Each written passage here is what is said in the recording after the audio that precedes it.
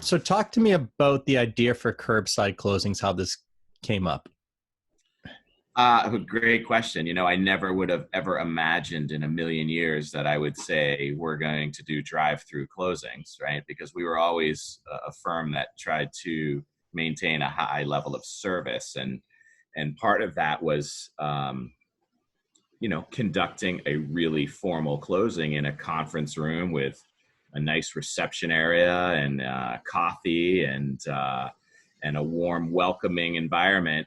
And, I know that some of our colleagues have, who do a high amount of volume, do them on the back of cars and in Dunkin' Donuts. And we were never a firm that ever wanted to go down that path. But then COVID-19 arrived and we said, we need to adapt and figure this out. For the number one concern is safety, right? Is the safety of the consumer, the safety of our team, the safety of us and our families.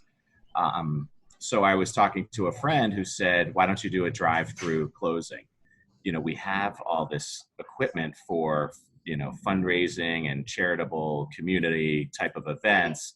So we said, we have this tent, we've got all this stuff to do it. Let's just start setting up the tent, dropping a electrical wire out our window and creating a virtual office outside. And it was, and thus came the drive-through closing. So we had the tent up and we had people pull up and, we deliver the documents in the safest manner possible.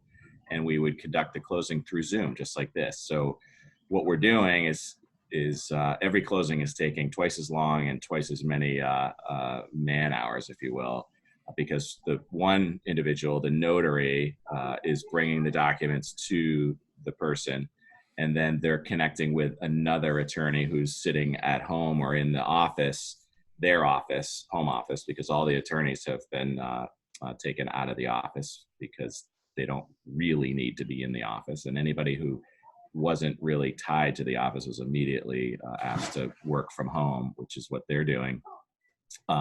So on Zoom, they're going through all the documents, and because we still don't have the remote online notary statute having been passed, they're reviewing everything, and then the person at the drive-through is then going back and getting the acknowledgement to stay valid with the current state of the law, which is you need to have an in-person notarization. The acknowledgement has to be in person, and it may be as soon as today that actually passes. Okay, so how have customers, how have your clients, handled this? What's how they felt about it? Did they like it? Is it made their life easier? That they're able to continue their house closing during this time period? Yeah, and our partners, right? Our referral partners being the real estate agents and the lenders. At first, we immediately took the position that anyone who's not signing documents is not welcome. We're trying to minimize the amount of people. So that was tough. It was a hard conversation because these are the people that are referring us business, and we're asking them not to be part of the ceremony. The ultimate end of the closing ceremony is the closing, and we're saying you're not welcome. And it was hard. I mean, we tried to convey that and message it in a soft way, but in the beginning, when people were still calling it a flu, they weren't psyched about it. But I will say this, I mean, think of it from your perspective. You're setting up to do a refinance, or you're setting up to do a purchase, you're wondering, is it going to be safe? So once they hear what we're doing, it's a relief. And when we approach them, in full hazmat attire, they feel good about it. But I think it was a kind of a wake-up call for a lot of people too, that, we were taking this extremely seriously, and we were honoring their safety and their health. So for those that haven't been by your office or haven't seen it, kind of take us through the physical setup and how it works. So depending on the day and depending on the volume, right? So, closer to the end of the month when we have a bunch of closings happening, we would have the tent set up. We actually have multiple people on hand because they start to go back to back. And again, as I mentioned, they're taking twice as many people and twice as long a time. But what we were doing is the people would arrive, we would put them in the assigned parking spot, introduce ourselves, tell them what the process, remind them of what the process is going to be, deliver them these documents in the safest way possible with our pens that are wrapped in plastic. And then, we introduce them to the attorney who has already sent them a Zoom invitation. They've already received their documents in an encrypted email as well for later use that they could save and go back to.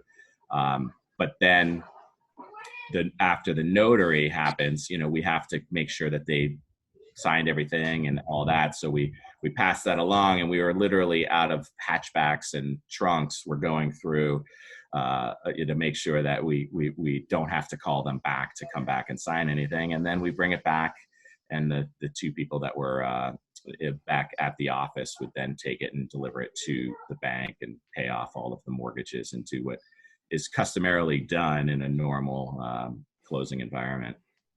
Interesting.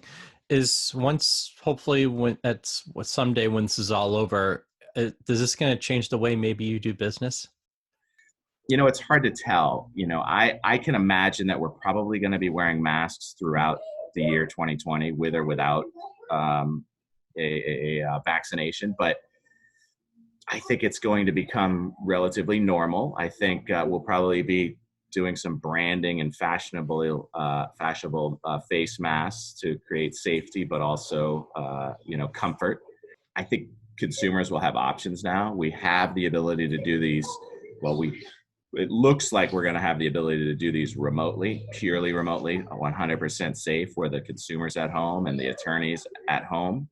That will sunset, I would imagine, because they don't want that to be forever. But it's just opening up more opportunities to utilize technology. And in an industry that I'm in, both legal and banking, they're usually really slow to adopt these type of technologies. And I think being forced to do that is going to open a lot of opportunities up for folks like us.